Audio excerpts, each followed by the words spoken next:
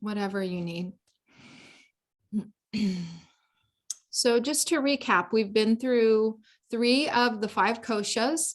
We've been through the physical body, Annamaya kosha, the energetic body, the pranamaya kosha, and the psycho-emotional body, the manomaya kosha. And so now we're picking back up with the wisdom body, the vijnanamaya kosha.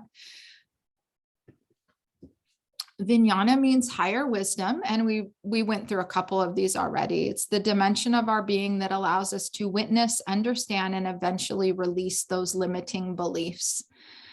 Beliefs are a whole nother, like we could get in a whole great big fun discussion about this, but these beliefs that we hold on to, Byron Katie is a great one for this. Is it true? Is it true? And so as we move into higher wisdom, what may be true for me may not be true for you.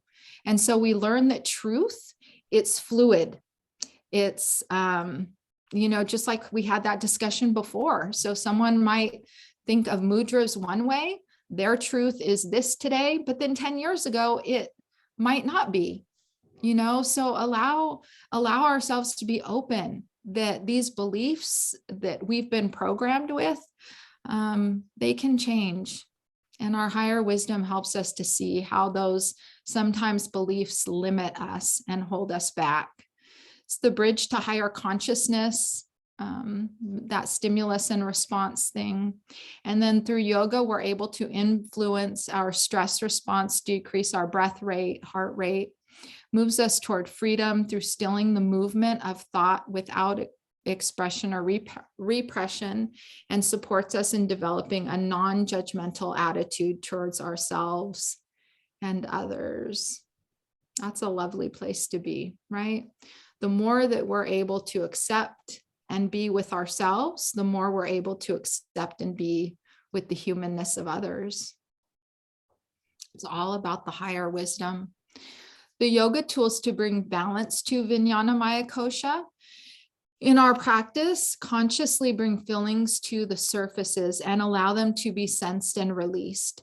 So some of the cues that you may see, we may see them today for Vijnanamaya kosha. It does say, begin to notice these feelings. And so as yoga teachers, sometimes we can be nervous about inviting people to look into the hard and gritty feelings, but really it's a safe space for them to navigate, just what's rising up. Not that we're being therapists or we're even saying, tell me more, whatever. You just let them have their experience. Just notice what's rising up for you. Sit in stillness and notice thoughts that arise. Oh boy, I just said that. Shavasana is another way to get into the wisdom body. Bring awareness to thought patterns, emotional patterns. What are my habit energies? And also how you teach. How you teach allows people to move into their wisdom body, because when people don't have to think about their physical body and if they're safe, if they trust you to create a safe container for them and to create safe movements for their body, their lower mind is able to relax. Because my lower mind, if I'm with a yoga teacher who doesn't bring me through effective transitions and poses, I have to think, okay, she's bringing me into this, triangle pose, and I know my knee gets cranky every time. What can I do to shift this? Or I'm going into cow cat, but I know that my knees hurt. What do I need to do? The lower mind's having to think. But if you have a teacher that's saying, honor what feels good for you. If it would feel good, put a blanket underneath the knees. If you're working through a hip issue, put a bolster underneath the sits bones. So it allows the lower mind to relax, so the wisdom mind, people can settle into that spot in themselves. Space to witness and time to experience themselves in the pose. So also giving that time. Oh my gosh, now I'm forgetting. I see his face. it'll come back to me, but he said, the pose doesn't begin until you want to get out of it. And this is the thing. A lot of times in our yoga classes, and this can be done with classes or students maybe that you have for a longer amount of time, to allow them to stay in that pose just till they feel that, like, I want to get out, and then it allows us to deal with that lower mind. Can you tell us what you mean when you say lower mind? Yeah, the thinking mind. So the minds of thoughts, the manomaya kosha, the minds of thinking, the to-do list, the day-to-day activities, that would be the lower mind. The ego, the lower mind. Not lower as in hierarchy, though. You don't want to think bad, wrong. We need this mind, right? To go about the doing the dishes. And if we had to relearn everything every day, that would be tedious. So this part of ourselves, this manomaya kosha, the mind part, the thinking mind, I think of it as. Is that clear, Lorenzo? Yes. Thank you. Mm-hmm. And then cueing for Vijnanamaya kosha. So think of Tadasana, mountain pose, riding the wave of breath in this place of calm and stillness. Sense your connection to your true self, the light that lives within you. I mean, that's for Tadasana, but you could use that cue anywhere, So just look up yours for your pose and see if there's one that resonates with you. Usually by time you get to Vijnanamaya kosha and Anandamaya kosha, there's just one. They don't really have a whole lot. Because by time you get to this higher, these deeper parts of ourselves, they're all about, connecting to that internal wisdom.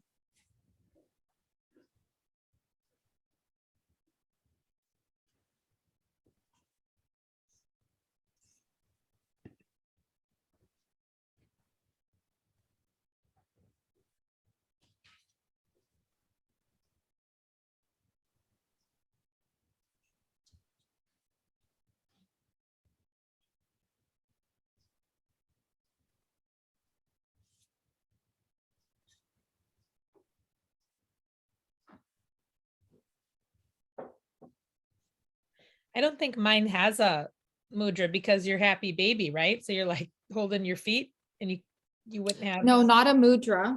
Oh. Cue. Oh, cute. Right? In your yoga toolbox. Yeah. So it should be the blue, I think, is your all's, yeah, the blue meditating person. Mm-hmm. Does it have one, Carla? It does. It has two. Okay. So if someone feels good, when you feel good about one, please share it. I'd love to hear a couple. Well, for child's pose, it's with your mind, emotions, and nervous system calm and serene. All of your senses turn inward naturally, allowing you to enter into a silent space of restoration and healing. Nice. It's lovely.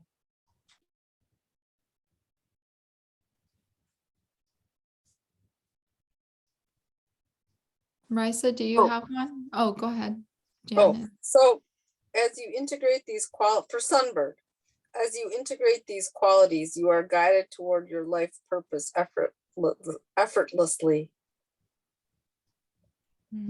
Nice. Marisa, did you have one? Yeah, the one for staff pose, there's only one for the thinking mind and the wisdom mind, which is with your body fully nourished by vital energy. You sense yourself aligned at all levels of being. Nice. Anyone else have one they want to share?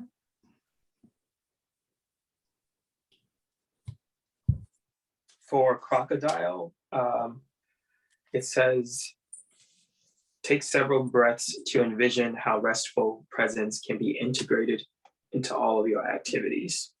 I like Nice. that one because I thought the breath juxtaposed against the gravity and all of these parts expanding.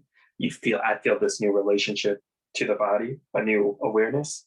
So I'm imagining how to integrate that breath with other things. It feels accessible, since the world feels full of pressure to me, So I like that. And crocodile's a great one. With some of these cues, you can see how lengthy they are, right? It's not really realistic to do one of these for every posture.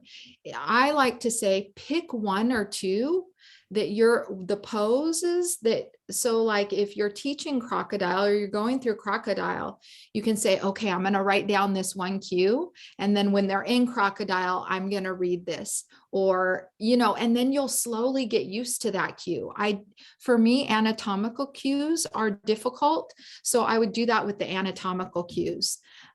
So each class I'd pick one, and I'd pick one anatomical cue that I would really focus on. For chair pose, pull the low belly in, lengthen the spine to reduce the curve of the low back. So when we get these cues, then they become ours eventually after you do it so many times. Okay.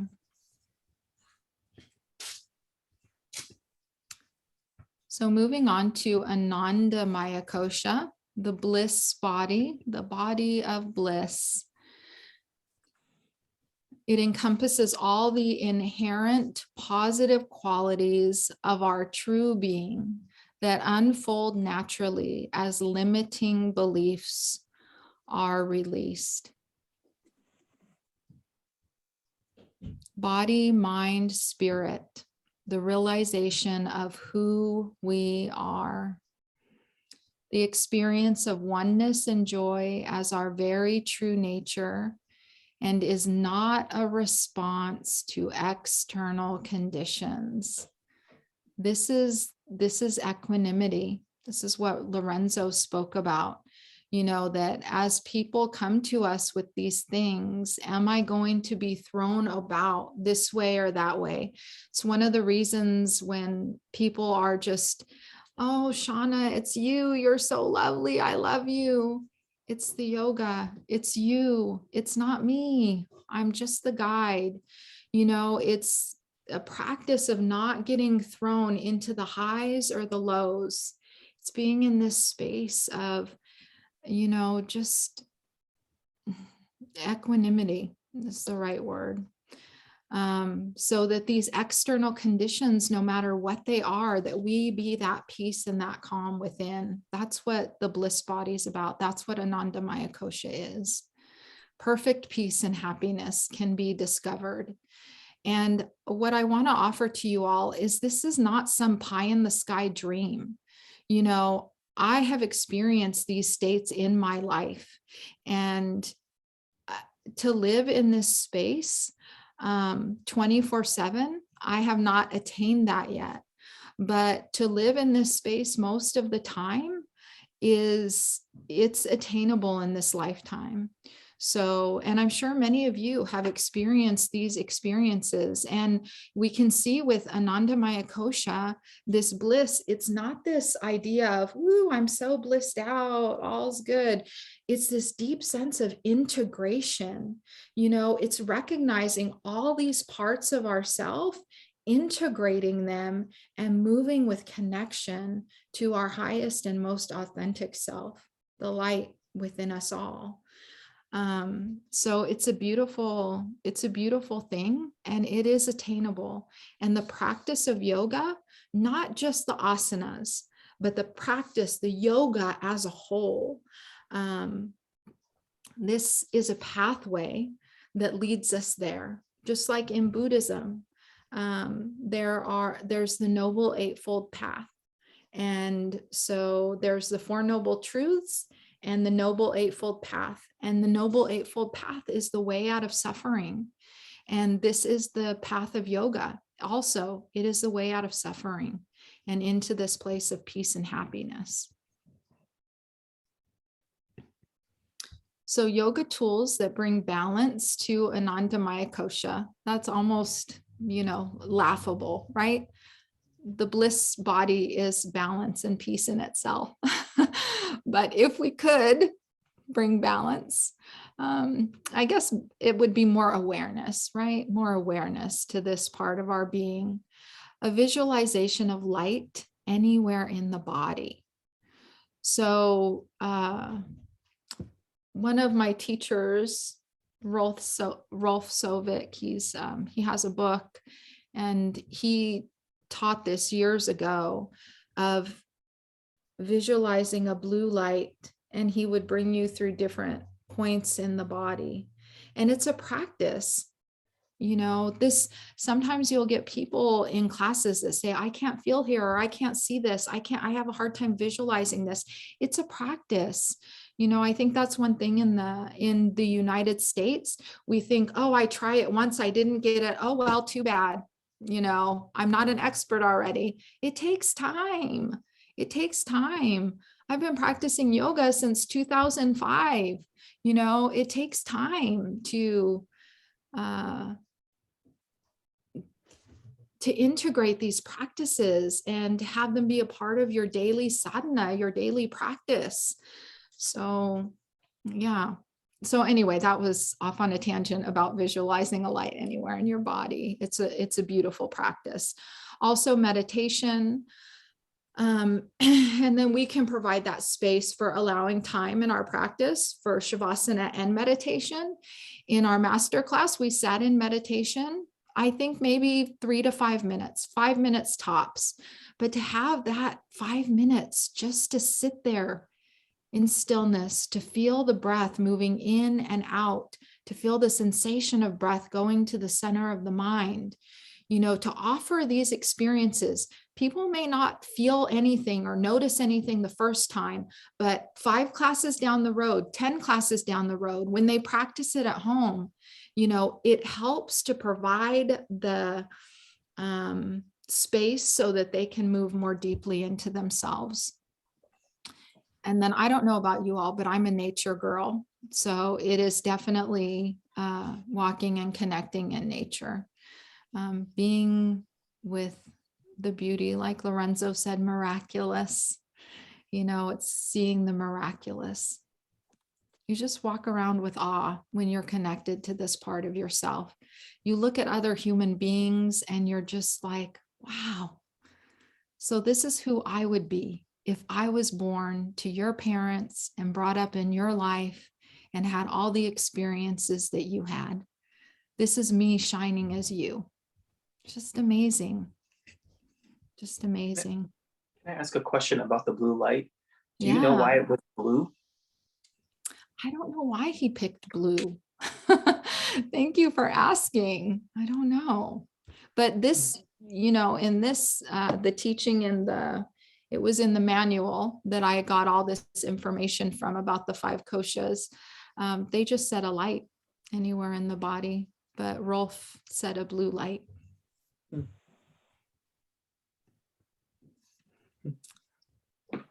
So in mountain pose, the cue that they had was allow your eyes to close, relaxing deeply into your center, attuning to the innate joy of your true self.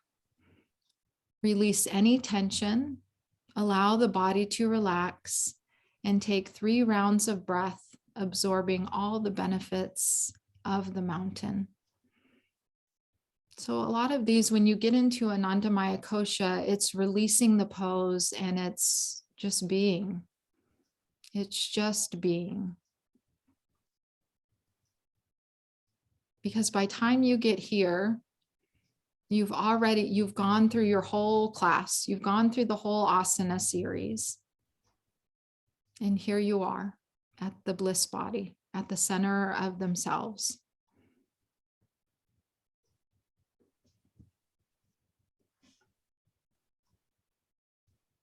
Did anyone have one that was too good not to share? I do.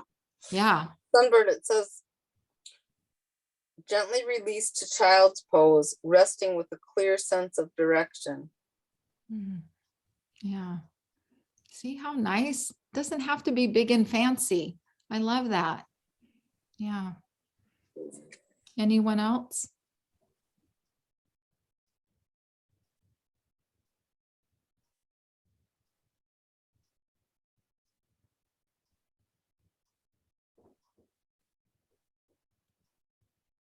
Mine for there were two here for happy baby. And it said resting easily at the center of your being. Your awareness rises up to your sixth chakra, where you experience a sense of serene presence. Nice. And so I would say to the center of the mind, it's this internal, inside center of the mind. And when we learn how to sit in that space, you know, like I said today in meditation, when the mind wants to rest within the mind, there comes this still quiet within. So lovely. The longer we spend together, the more esoteric I get. I apologize for that if it's too much. Okay, so let's go on, because that's not all. That is not all. There's more. So working with the 5 koshas in the daily life, we keep our primary focus, right? We go back to that Yoga Sutra. Mastery over the roaming tendencies of the mind is yoga. Then the seer abides in its essential nature. So we keep this focus on the spirit level. That is our yellow brick road. That is what we come down to. We might veer off, we might go here, we might go there, but we always come back to the yellow brick road. And while at the same time, we're focusing on the daily life, right? We still have to eat. We still have to go run errands. We still have to pay bills, but can I stay connected to this light, to the essence of who I am, and move from that spot? You can, we can. Our focus and priorities will shift throughout the day, right? In the morning, it's brushing the teeth, it's getting this physical body ready, eating breakfast. At work, we might be using our mind, the Manomaya kosha. How do I think through this problem, interacting with other people? But we always are staying in that light of who we are. Although the focus shifts, the internal witness observer remains constant. Live according to the 8 limbs of yoga. Sharon pointed that out earlier, the 8 limbs of yoga. So I just raise of hands, who has heard of the 8 limbs of yoga? Who has read about the 8 limbs of yoga or looked more deeply into the 8 limbs of yoga? I won't ask you any questions. Okay, awesome. Okay.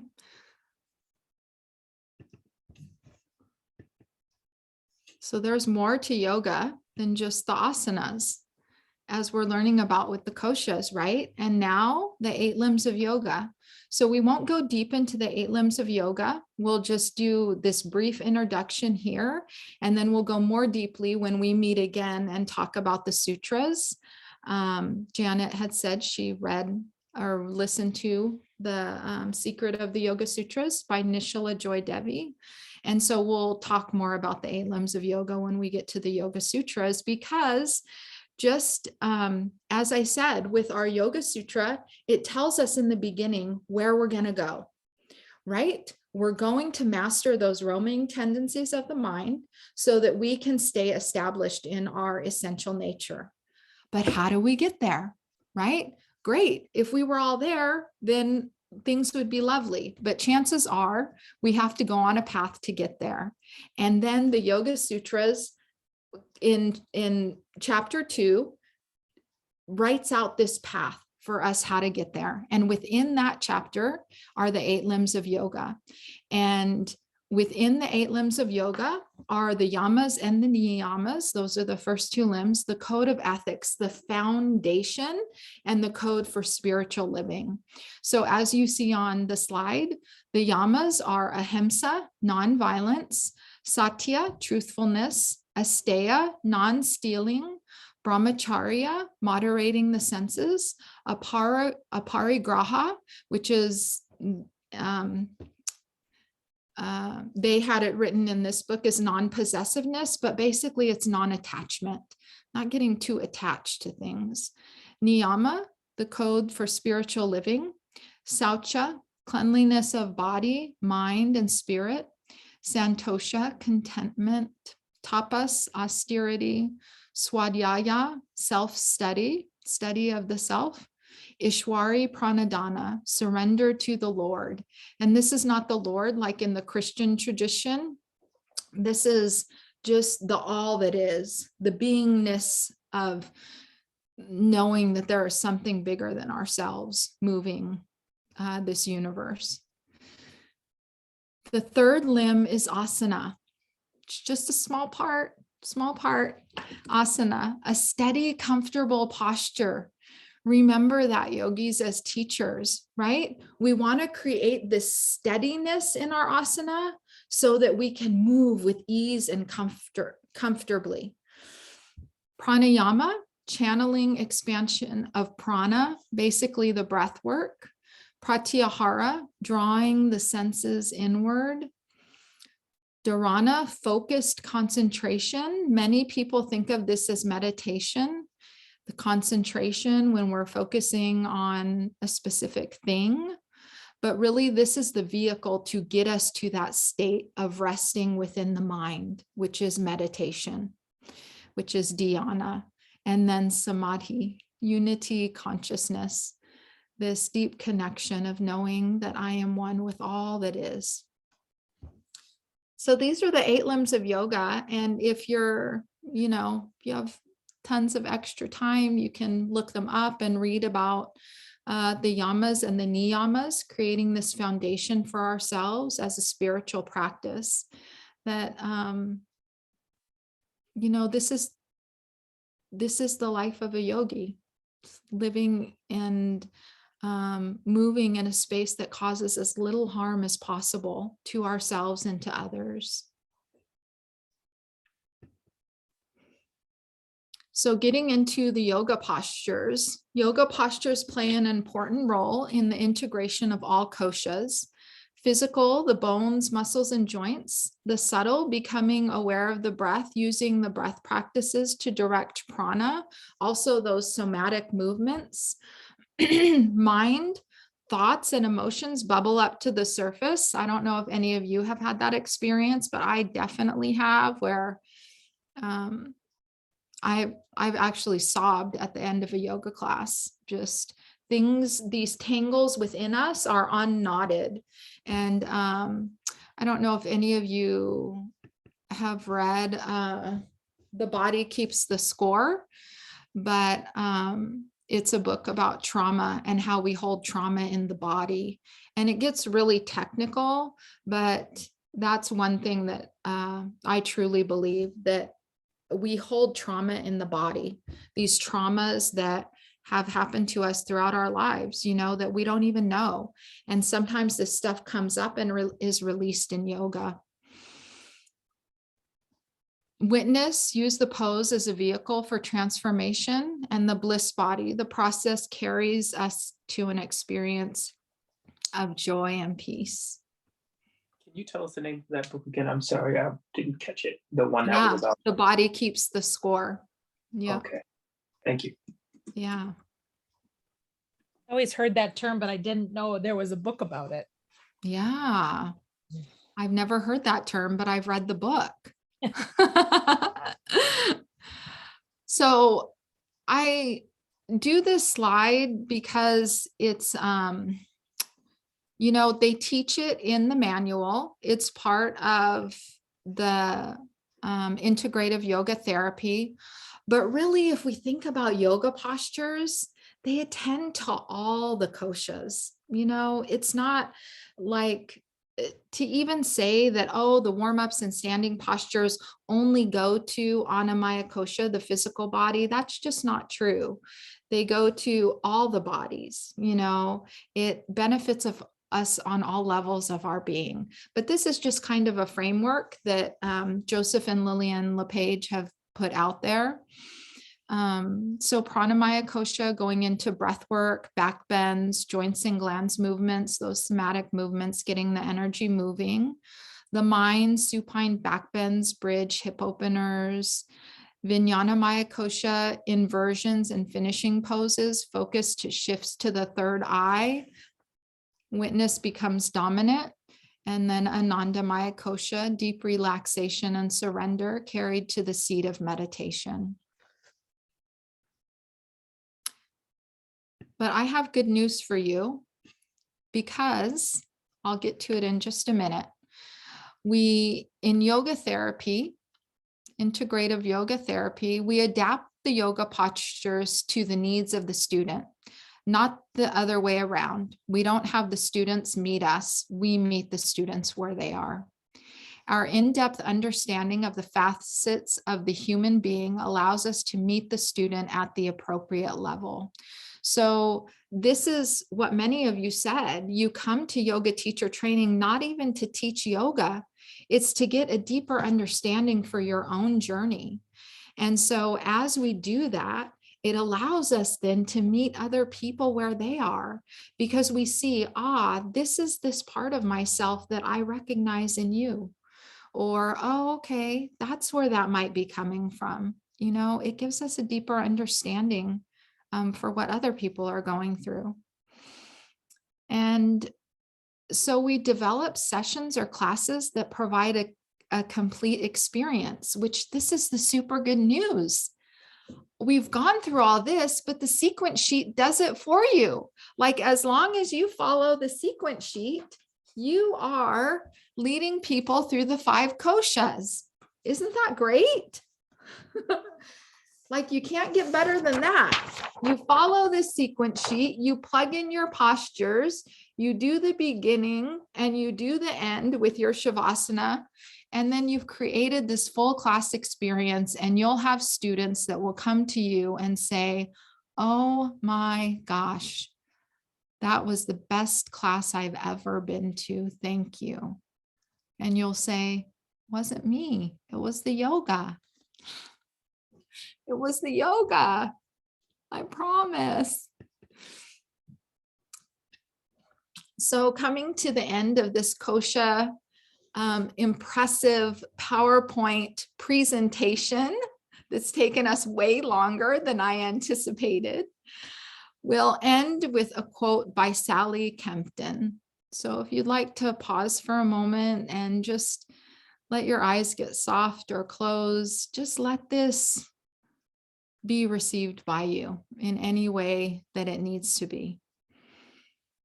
It is possible to be conscious of yourself in all these layers and levels, to be aware and present in all of the koshas is to awaken to your own life and integrate all the parts of yourself.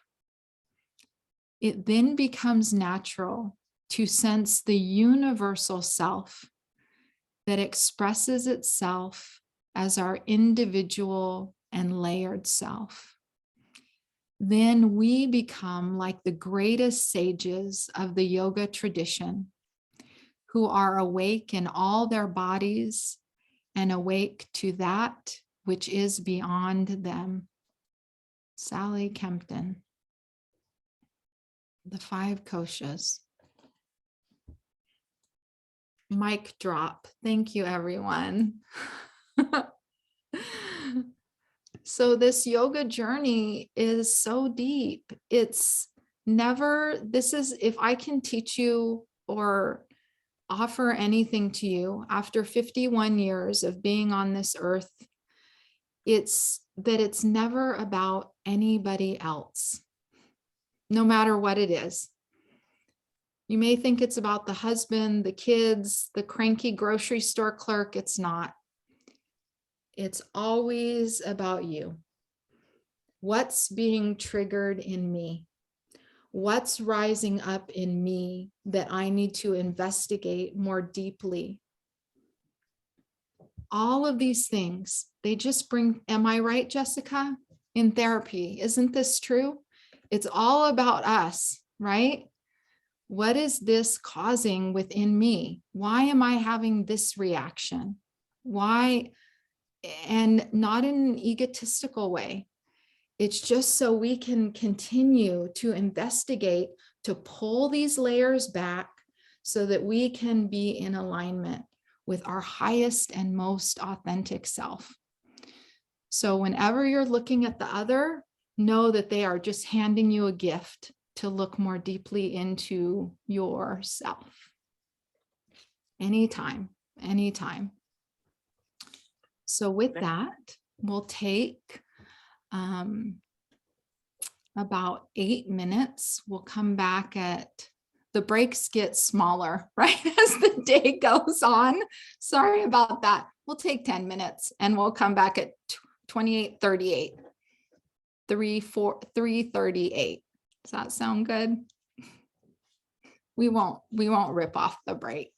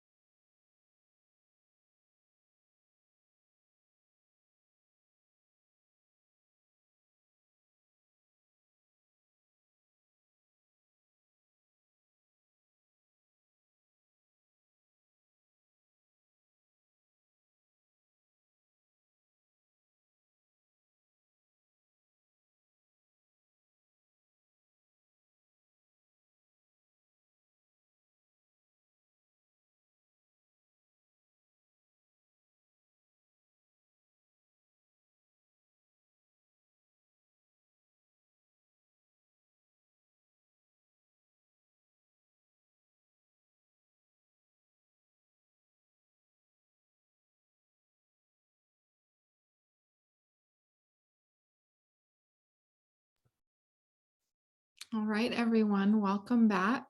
I know 10 minutes doesn't seem like long enough.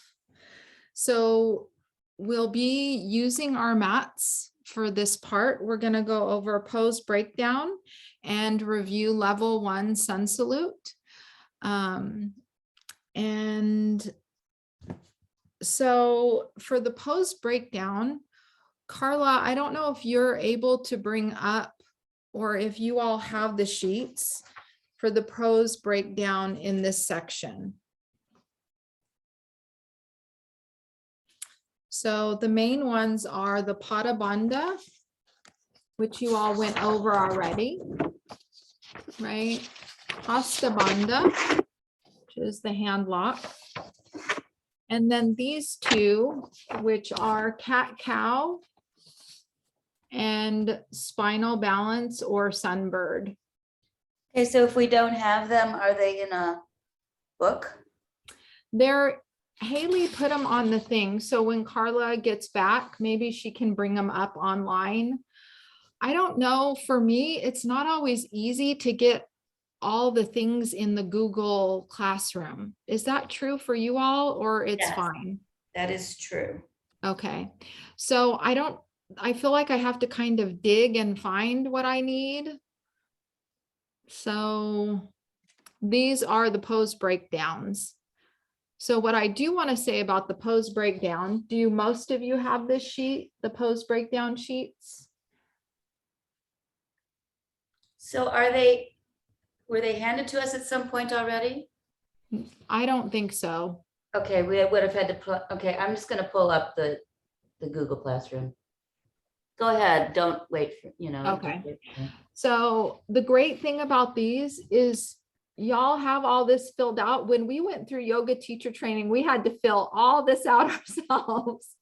So it's a nice little treat that you have this little handy dandy sheet that tells you everything about the pose that you ever wanted or needed to know.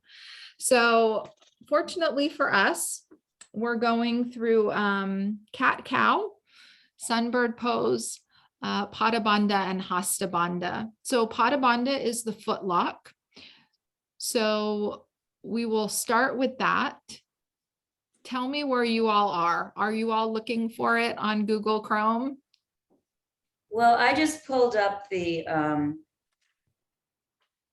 pose breakdown PDF, but it's like 74 pages long. Yes, so you need it for Where am I in session there? 2. Or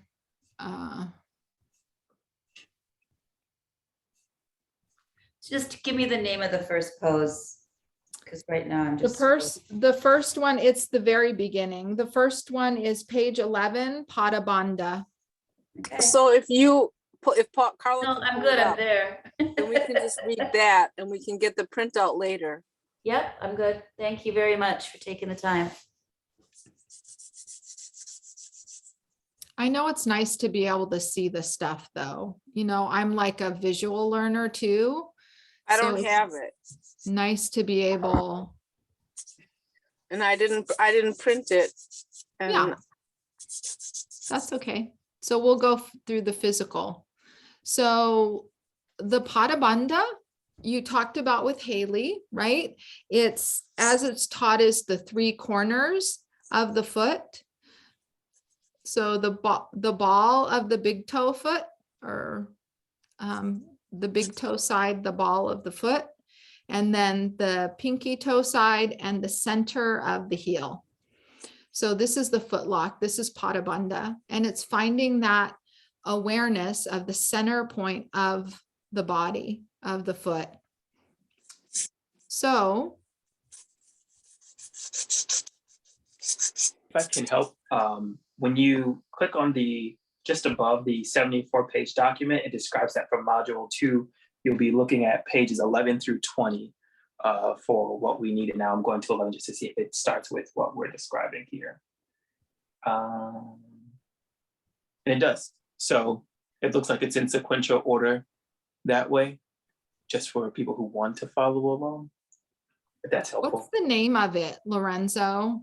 The name of the document? Yeah. 1 second here. The name of the document is Pose Breakdown. So I can tell you how I got there. if I click on the three dashes at the top left corner after being in the Google Classroom, I click on the Integrative Yoga Therapy, then I click on Class Work tab, and then I scroll down past the IYT manual to Pose Breakdown, Oh, yes, and then I you click see it. Pose Breakdown PDF, and then pages 11 through 20 are for today.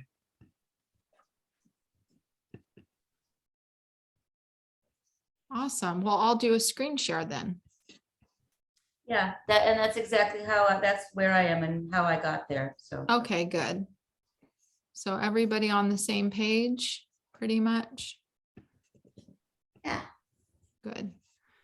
So these are really awesome. I don't know if Haley went over this. I'm sure she did, but the foundations of post breakdown and sustainable yoga, the diaphragmatic breath. I mean, these 2 pages here, like you can go back and read these over and over again. It's just one of those things that you want to integrate as a teacher and have a good foundation of for your teaching. The neutral spine, the flexion, extension, the breath, all of those. So we'll go to page 11. So Hasta Bandha. And so I'm going to have you all come to your mat.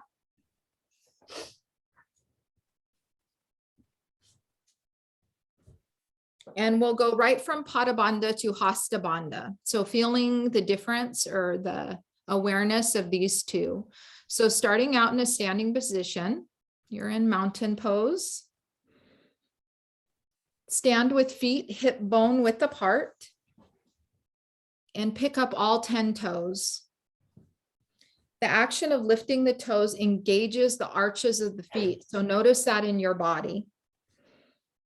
And then keep the arches of the feet engaged as you slowly lower the toes back down to earth and avoid gripping of the toes. Balance your weight evenly through the 3 corners of your feet. Yeah, and I see a little shifting. So it's nice to feel that center point. Sometimes when we come to yoga, it's like that observing, being the witness, observing us in this pose. Am I shifting forward? Do I naturally lean forward? Do I naturally lean back? Where does most of the weight go? So witnessing this in our own practice, in our poses.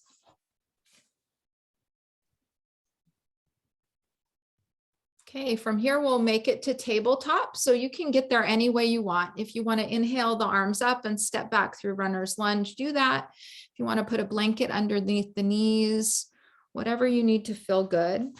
One of the things to remember that I'll talk about is when we go into hands and knees, that we want to offer a variation for students who have wrist issues, which is a real problem for people. So we want to offer for Hasta Bandha, you can go down to forearms with palms flat on the mat. So this way you still get the grip through the hands without having to be up on the hands. So traditionally, the hands to earth are stacked under the shoulders. If your arms float out longer, which is sometimes common in women, hands are placed a little larger or wider than the shoulders. I always fall back to do what feels comfortable for you. So in Hasta Bandha, the pads of the fingers are actually planted into the mat. There's a physical not over pressing, but you want to feel that connection of the pads of the fingers. And then you put the palms down and the weight moves to the inside of the palms between the webbing of the pointer finger and the thumb finger. So it is this almost internal pressing of the weight that moves to the inside of the palms.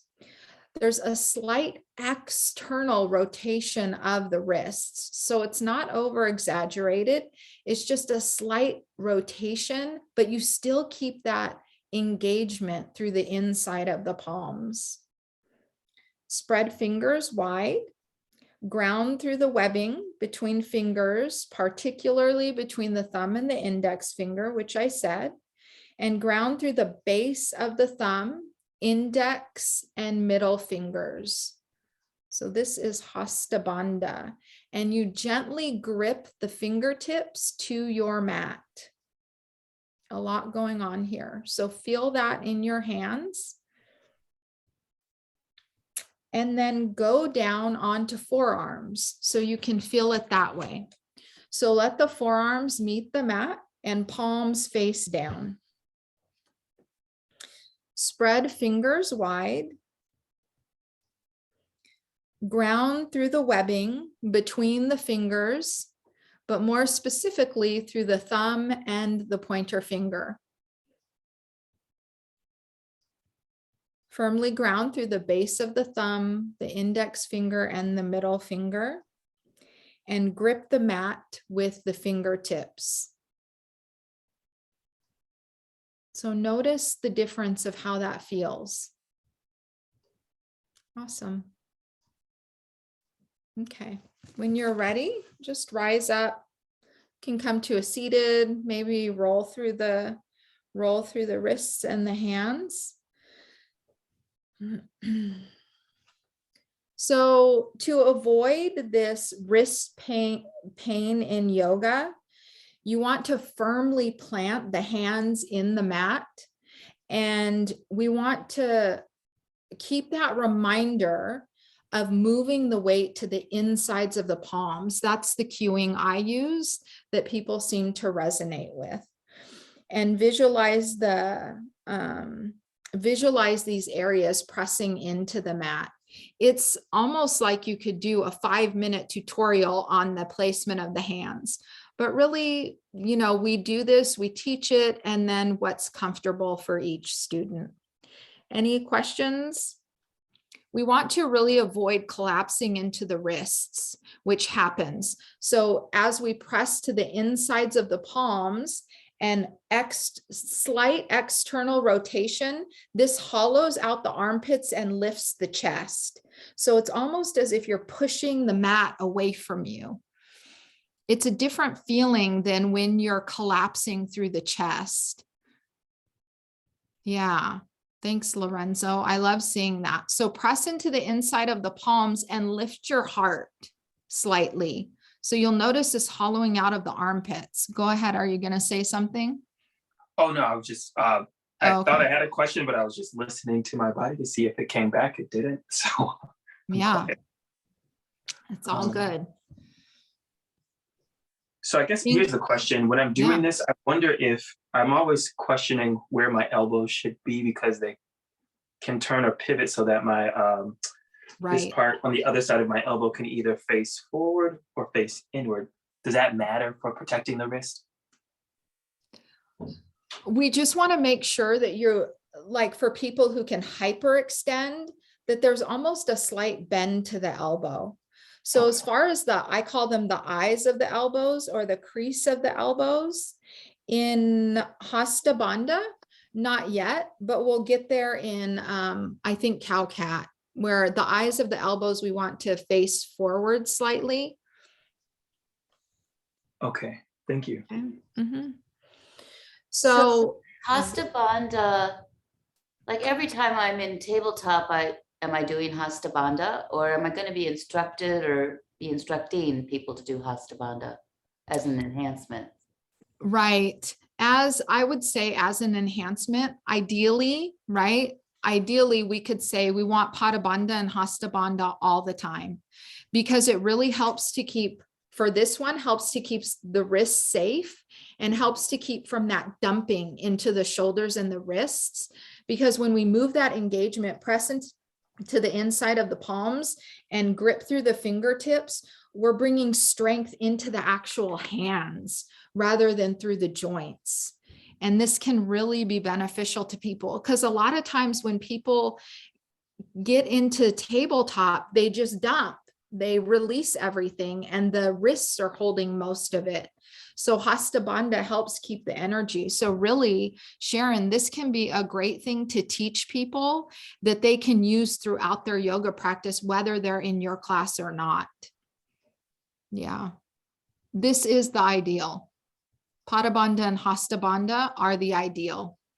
Like ideally people would do this. And then you as a teacher, you could give a cue or two every time, or specifically do a class surrounded around this lock.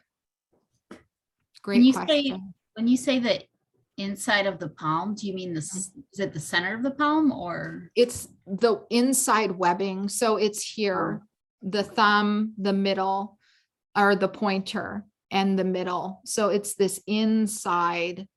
Thank you for asking that, Riza, because I use that cue all the time. And then that makes me, having you ask, make me think, oh, I wonder if students know what I'm saying.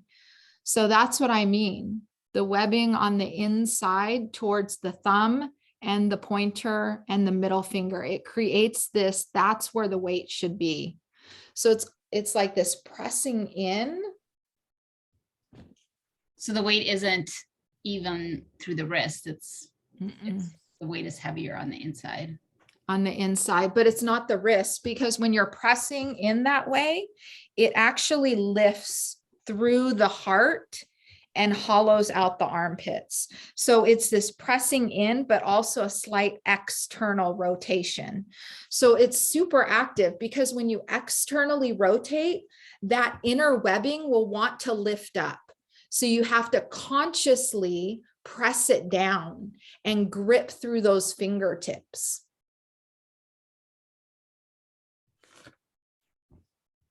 And I'd say, play with it tonight, practice it with on your own mat, get the feel of it.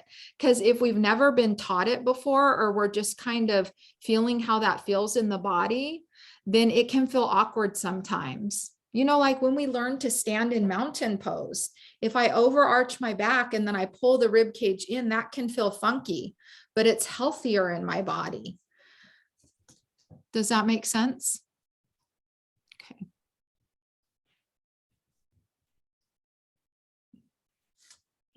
And then the other variation is using fists as hands, right? This to me is always difficult. I have tender wrists, but I never got the fists as hands. But it is a valuable variation for some people. The only concern is sometimes when we do fists as wrists, the tendency is to curl out. So we want to make sure it's a straight line, that they're keeping it a strong, stable base between the knuckles or the flat part of the fists all the way up to the elbow. Fists as hands. Shauna, have you, I don't know if you can see this wedge. Do you ever use these for students that have wrist issues when it comes to tabletop? Absolutely. So, is it when it's facing this way? Yep. Okay. Yeah.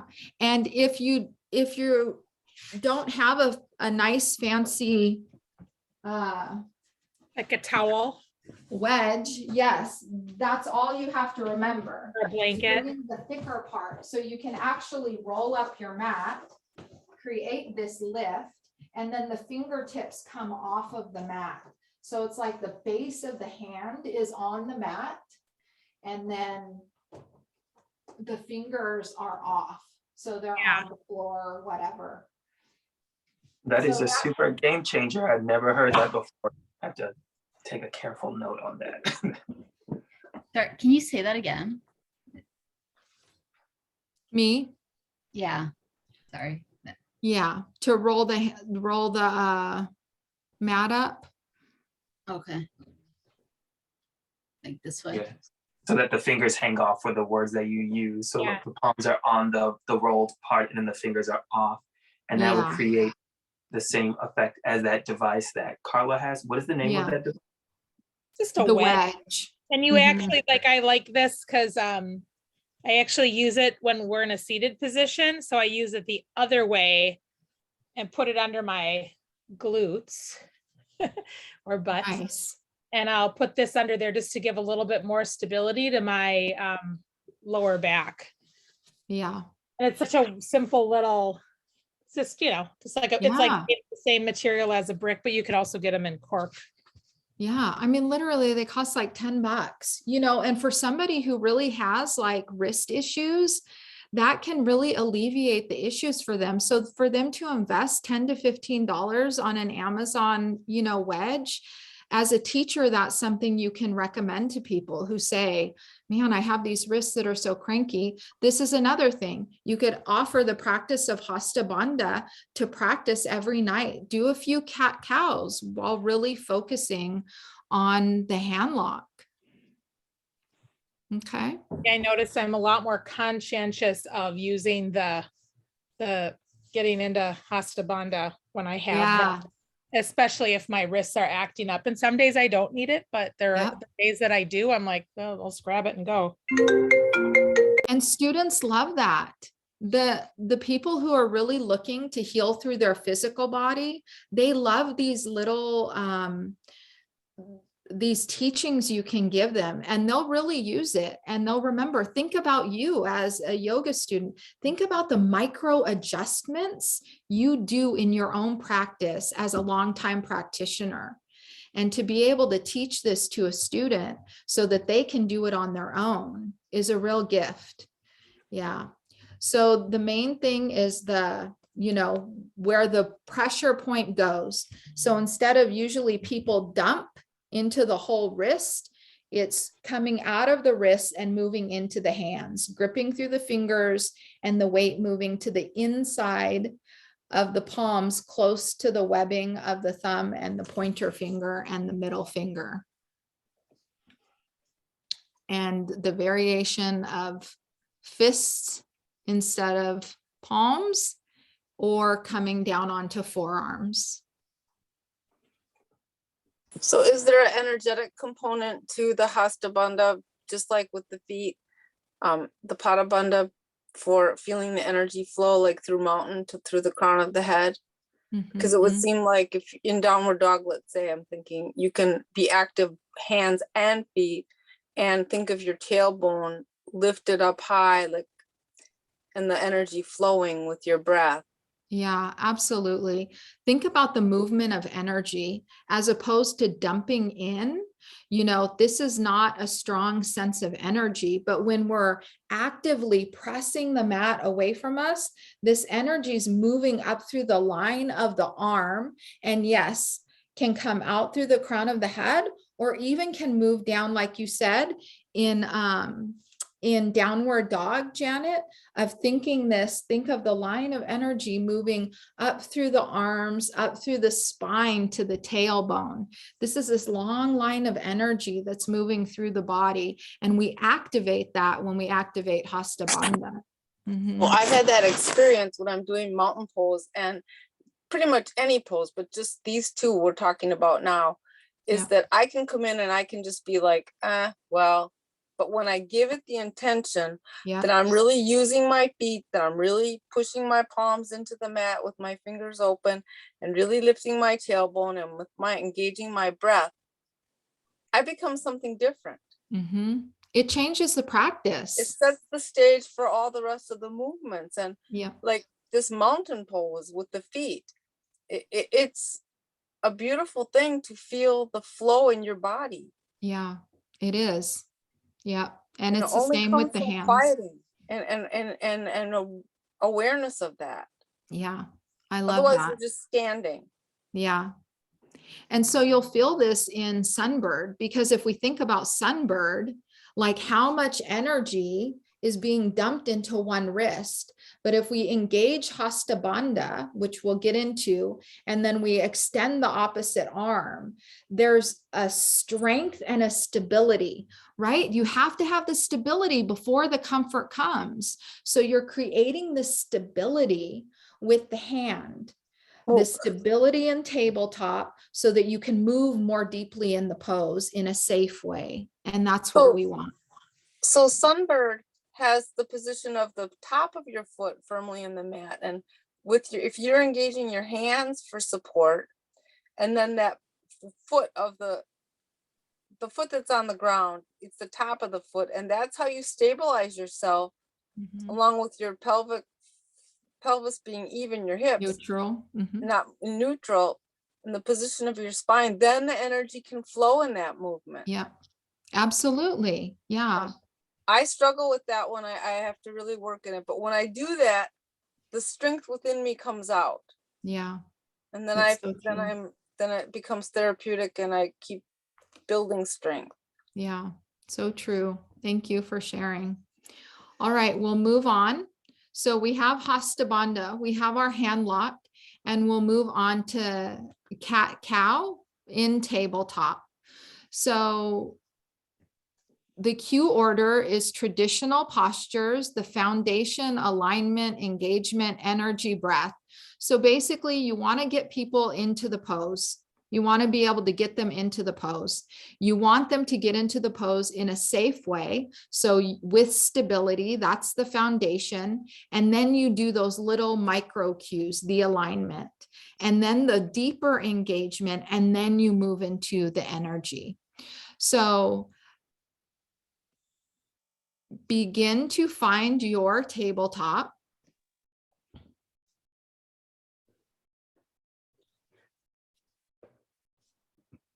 Place hands to the mat just wider than shoulder distance, with wrist crease parallel to the front of the mat. So this is what Lorenzo was talking about.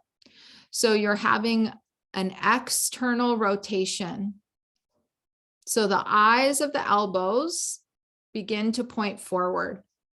If you have that in your body where the eyes of the elbows protrude forward, then make sure you have a little micro bend.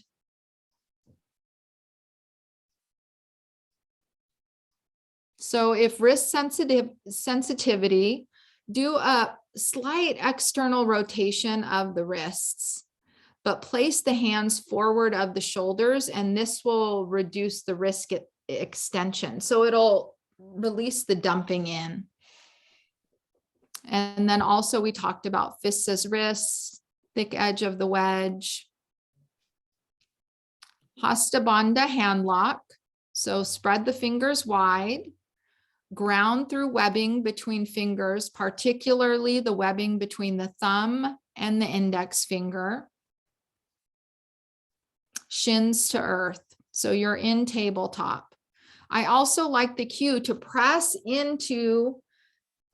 the mat away from you. So you're having this lifting of the heart. Neutral pelvis. So every yoga posture requires that neutral pelvis. Think of stability. You want stability because then you can move your body in a way that feels good. So moving into cow, cat.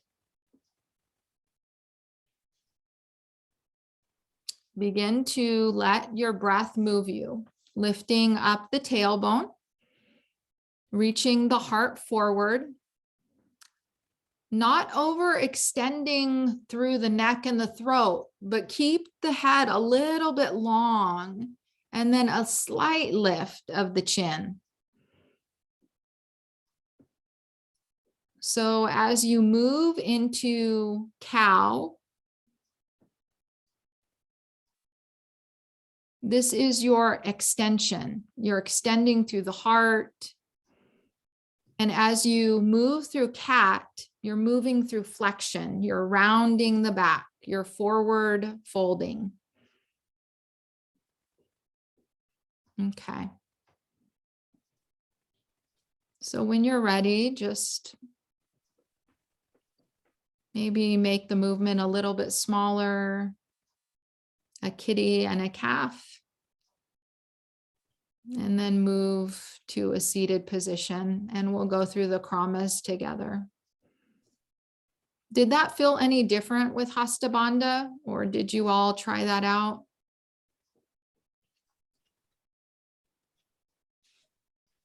Can be a little awkward at first.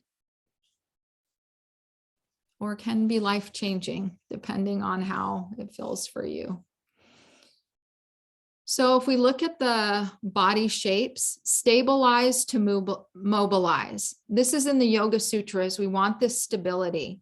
This is the what the Yoga Sutras tells us about the asanas, the yoga postures.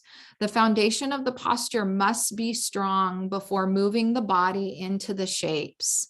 So you want this strong base. And when you give students that foundation, then they can go to any yoga class and be safe. When you teach them the foundation, doesn't matter the teacher, they know where they need to go to be safe. It's very empowering. Neutral hip rotation. So you gently engage the inner thighs to feel the energy and the strength drawing towards the midline. So this is in cow-cat, you can offer that as engagement through the thighs that when you bring strength there, it enlivens the pose. And then I said that the extension and the flexion, the back bend and the forward fold. The kramas or the modifications to soften the pose. So on back body, you can do those pelvic rolls, those little pelvic rolls, tailbone lifts, low back reaches to mat, and then pressing the tailbone, the low back lifts. You can also go from a seated pose, right? You can do this, you can do cow-cat and seated. Hands closer to knees targets a low back stretch. So if you want to try that out, you can move the hands a little bit closer to the knees. See how cow-cat feels in the body. And then hands wider targets a shoulder stretch. So cow-cat is so lovely because you can get in there anyway. Like I said, when I offered you to come move any way that feels good for you, often when we get in tabletop, our body will want to move the spine in some way. So offering these different variations can be really a profound experience for students. So if one class you say, widen the hands as wide as the mat so that the pinky fingers touch the sides of the mat and move into cow-cat from there. Or bring the hands one handprint closer to the knees. So the hands are moving a little bit closer to the legs so they can feel that. You know, just offering these little variations can really change a practice for somebody. Moving into kitty calf, so making it a smaller movement. And then the Hasta Bandha as the foundation for the hands. You can also go on forearms and the fists as hands. The props, the block between the thighs, this can really be good for engaging the strength in the legs and moving the energy up through the body. So instead of having this open where people are just kind of loosely flowing, it allows them to engage the muscles. Blanket underneath the knees and wedge under the palms. So these are great offerings for people. So kramas are modifications to intensify the pose. You can go into chair pose. You can bring the hands to thighs, move into cow-cat from there. So that's a nice one. It really allows you to get into the low back, which is so nourishing for people, but it's a little bit more engaging than just being on hands and knees. And then lunge pose as a foundation. You can move into a small cow-cat from there. These are all nice variations. And then all fours with eagle legs. Do you all know that? Crossing the legs in eagle's pose and then moving cow-cat in there. Haley will often do that one. So you come into tabletop. I don't know if you all can see me. And then lift the left leg, cross over the right knee, allow the toes to move out to the sides, and then move into your cow-cat from here. Can feel so good. And it allows you to move into the hips. in a different way.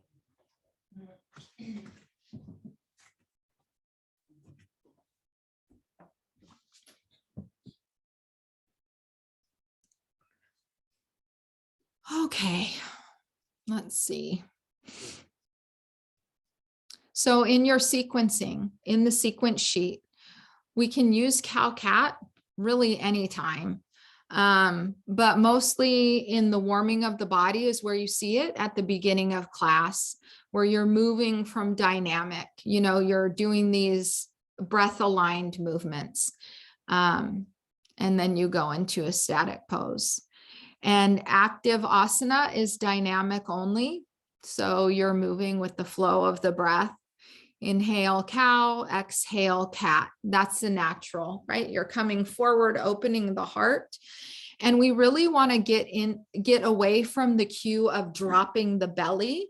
A lot of teachers will use this, drop the belly, lift the chin. We want to eliminate the overextension through the cervical spine. So instead, cueing, reach the heart forward, bend the elbows, tailbone lifts. As you exhale, round the back, pull the tailbone in, release the head and neck. But it's mostly in cow, where you'll see this real big lift of the chin and dropping the belly, when really we want to keep that engagement through the abdominals. Okay.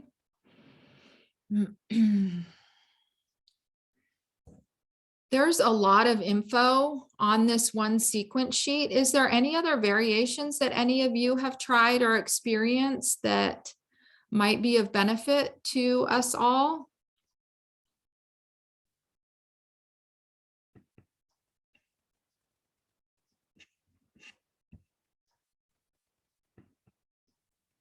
There's so many variations. There's one, you could do standing like we did seated today in our practice. This was a cow-cat movement. You can also do that standing. That's a variation.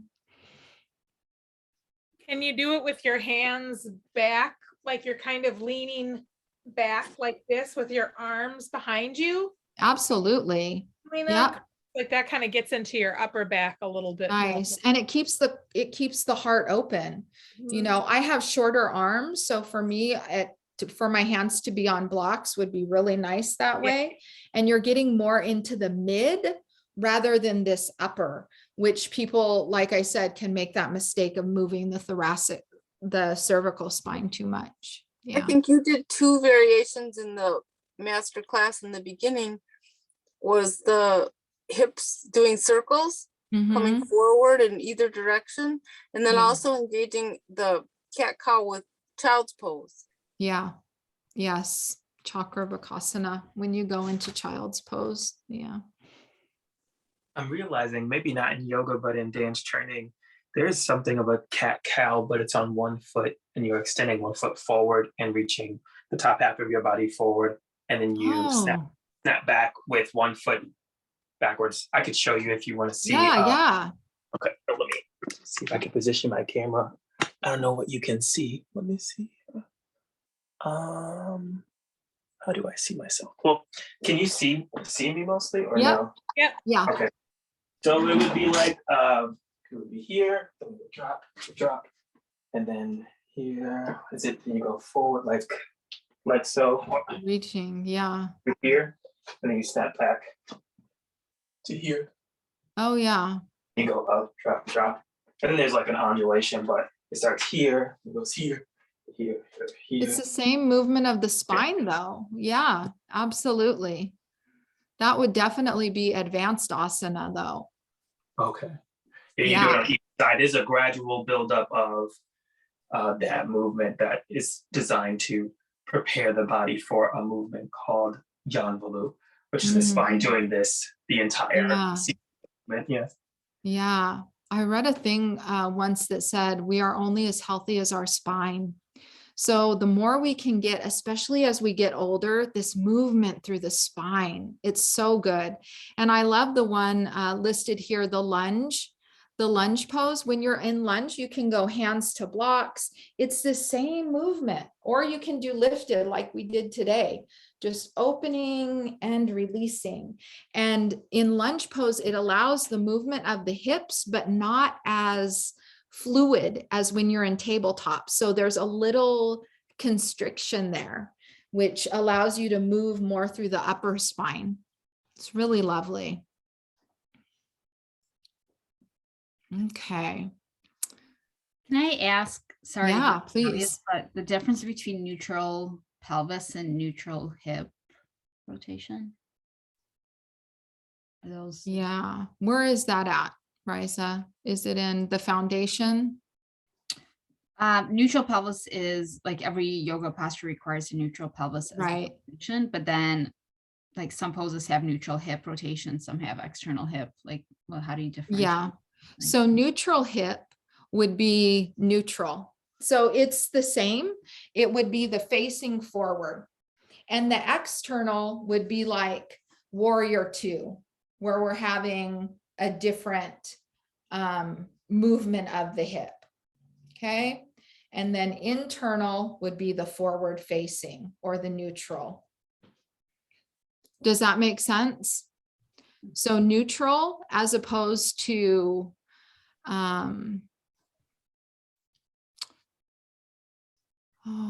what was the first thing? Neutral pelvis and Yeah. neutral hip rotation. It would be the same forward facing movement. Yeah, thank you for that clarification. They're both the same. They're both the same.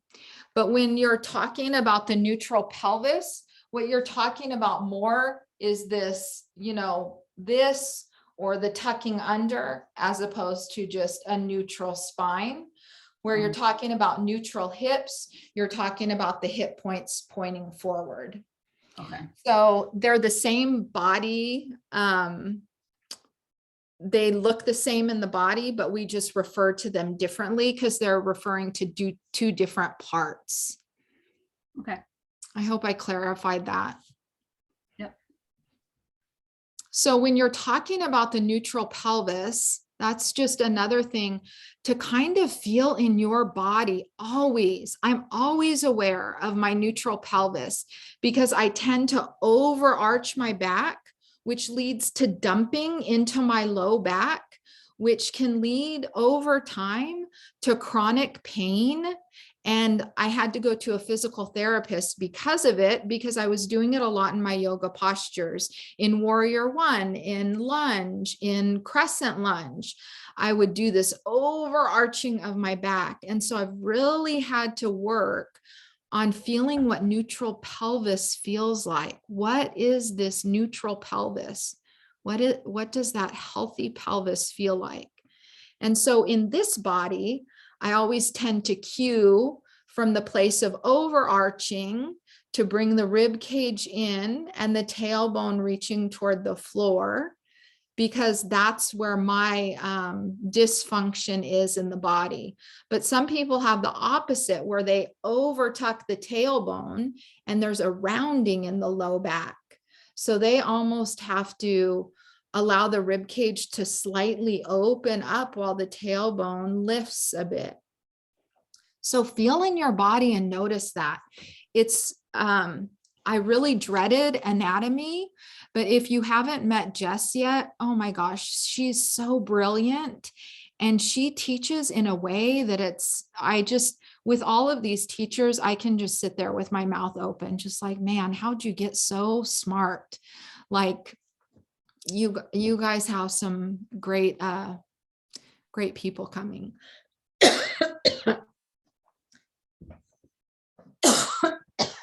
Excuse me.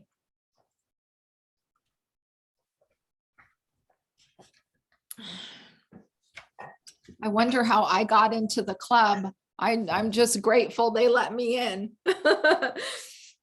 They're so awesome. Okay. We'll move on to Sunbird. So Sunbird is one Also, where the neutral pelvis is so important. We have the neutral hips, right? What you were saying, Risa. So the hips, there's not an opening. You can go into a variation where you open the hips, but we're keeping neutral hips and neutral pelvis. And what tends to happen is people release through the belly, release those abdominal muscles, overarch the back, dump into the wrist, and extend out from there. But we want to keep this strong and stable stance first. So we're building. Haley said it in class last module in her master class, root to rise, right? You have to root down so that you can rise up and expand.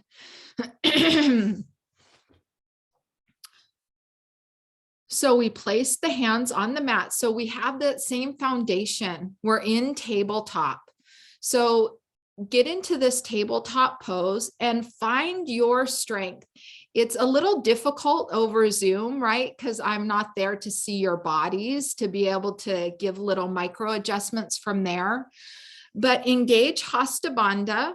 Find this neutral tabletop for you. And you know what? I want you to check in with your body. Check your hand placement. You know, these are just guides. These just give, you know, what would be for 70% of the population or whatever. But notice, does it feel good to have your hands a little wider? Does it feel good to have your hands in the center, right under the shoulders, a little forward? Check in with your body. Find that place that's just right for you. Find your Hasta Bandha, ground through the webbing between the fingers, particularly the webbing of the thumb and the pointer finger, and root into the pads of the fingertips, into the mat. Shins to earth.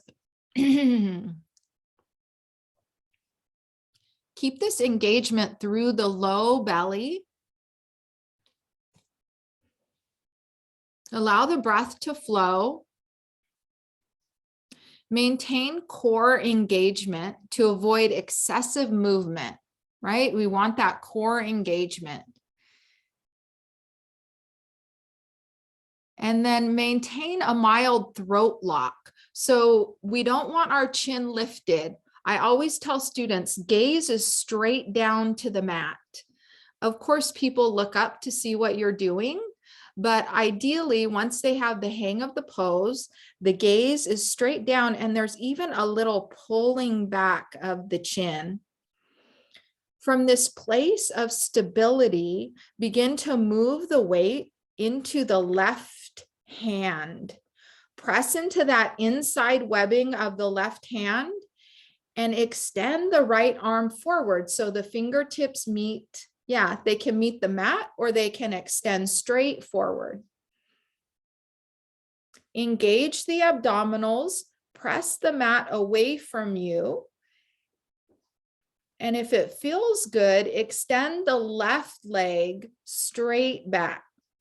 Left foot is flexed, toes are reaching toward the shin. Full deep breaths. Yep, gaze is straight down. Notice that line of energy from sole of foot to fingertip. And then release the hand, release the knee. Do what you need to do. Shift side to side. Make circles with the hands.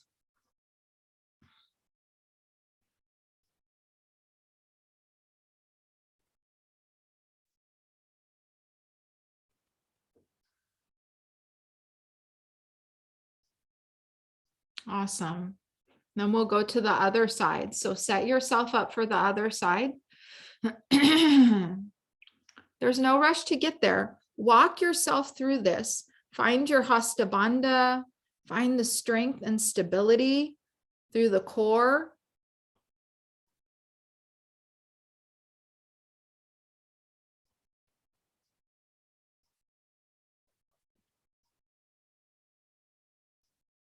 And find your Sunbird pose on this side.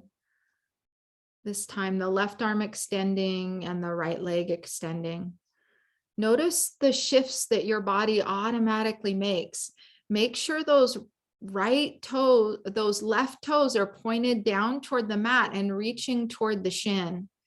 You want this line of energy from the heel to the fingertips. It's an active pose. And then gently, when you're ready, release. Do any little wiggles or movements.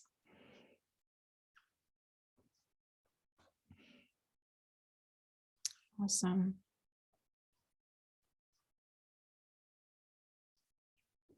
So we'll go through this, and you can, and any of these, if you want to try them out, you can as we go through the kramas, or we'll just read through them together. But anything you want to try out, you can feel free to go on your mat and do that, or if you have questions about things. So this neck lock, this gentle engagement of pulling the chin slightly back is super important in yoga. And we'll talk about this more when we get into bandhas. I'm thinking it's the next time I see you. It keeps the energy contained. What people tend to do is they want to lift. And so we want to continue to teach this of a gentle pulling back of the chin toward the throat, is how I say it. And that's the mild throat lock. It avoids that excessive movement through the cervical and thoracic spine. So the neutral hip rotation, right? The hip points are pointed down toward the mat. So we're not opening the lifted leg to the side. So we don't want that hip rotation. That's a different variation. We want to keep this neutral hip. The kramas are modifications to soften the pose. Practice with just the arms or just the legs. This can be a very intense practice. Just doing the arms one at a time, slowly with the flow of the breath. Very active, a lot of core work, just moving the arms. And also with the legs, when you get into the legs, that can often feel like chakravakasana, like when we do tabletop to child's pose, it can be very nourishing just to move through the legs, having that line of energy through the heel and pressing back. I'm sure many of you have done this before, the elbow to knee, extending, and then the elbow comes to the knee. That's one that, adding the flow to the movement can be very nourishing for people without having to hold in stillness and activate. Straight leg with flexed foot and straight arm with thumb up, thumb pointed towards ceiling. Bent knee to nose with cow spine. That's the one I just said. Blanket underneath the knees and wedge underneath the palms. So taking those same variations for wrist care. For people who do have cranky wrists, they can also go down onto forearms. I love that variation, or they can go down, use the fists as the wrists. Bind Sunbird. So you're extending and then you bend the knee so the heel moves toward the glute and the opposite hand clasps the foot, the top of the foot. So this is a nice one. It brings a lot of flexion to the spine, brings opening through the heart and a gentle back bend, and it's accessible for a lot of people.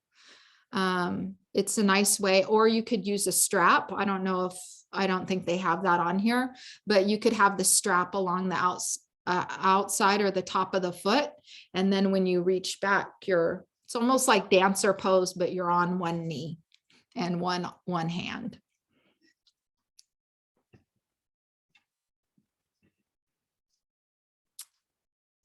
That was the one to intensify the pose. So is the clasp hand to foot, the bind. In sequence, so in warming the body, dynamic or static, so you can use it as a flow, like we showed that one, one, different arms, different legs, or you can use it in static, in stillness, so just have them hold the pose for a breath or two. Active asana is the same. You can use it during active asana portion in the sequencing sheet. You can have them do dynamic or static. And it sequences well. We see, right, how these poses string together. It makes sense if you're already doing cow cat or down dog to go into a sunbird rather than to go up, down, all this. You're there, you're in tabletop.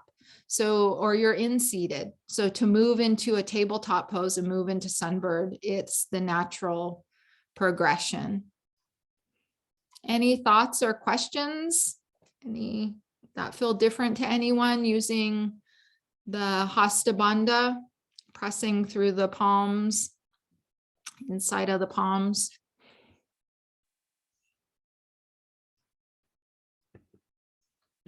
Y'all are wearing down on me, maybe. It's not 6 o'clock yet.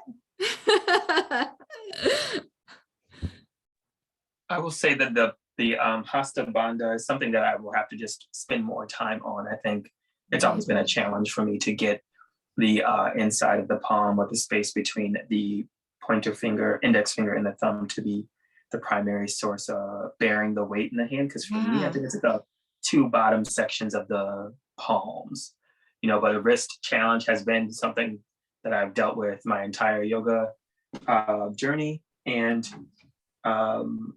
to talk about coming to yoga as healing, that's a part of what brought me there too, is like gradually I would do cat-cow with, so I've been through all these variations that you've discussed with a fist and then, to a palm, and then gradually increasing the difficulty with the plank, but still having the challenge of locating it as described here is difficult. Yeah, I love that. Like what's best for my body, basically. Yeah.